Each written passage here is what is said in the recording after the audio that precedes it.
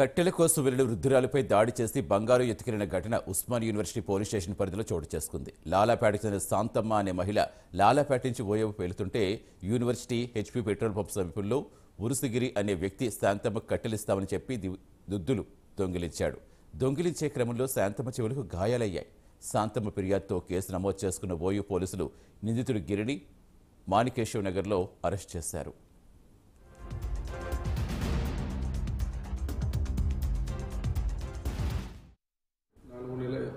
ఇదే నెల 2020 ఒక సాయంత్రం టైంలో శాంతమ్మ అనే స్త్రీ అందాజ 65 సంవత్సరాల లాలగూడ నివాసి లాలగూడ కళ్ళ కంపంలో దాగి ఇక్కడ నడుచుకుంటూ కొద్దిగా క్యాల్ తప్పి వస్తూ ఉంటుంటే ఆమెను ఒక వ్యక్తి ఉర్సుగిరి అనే వ్యక్తి నేరస్తుడు ఫాలో అయ్యి ఇక్కడికి వచ్చిన తర్వాత మాణికేశ్వర నగర్ నుంచి నల్లకుంట పోయే రూట్లో పెట్రోల్ పంపుకు సమీపంలో వచ్చిన తర్వాత తనకు కట్టెలు కావాలి అని చెప్పి అతనితో చెప్పడం జరిగింది.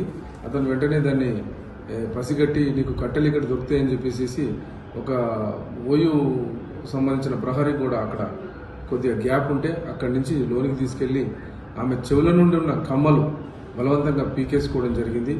ఆమె చెవులు ఇక్కడ కట్ అయిపోయినాయి, 2 చెవులు కూడా కట్ అయిపోయినాయి. బలవంతంగా లాగేసుకొని అతి దారుణంగా ఆమెను అక్కడనే వదిలేసేసి పారిపోవడం జరిగింది.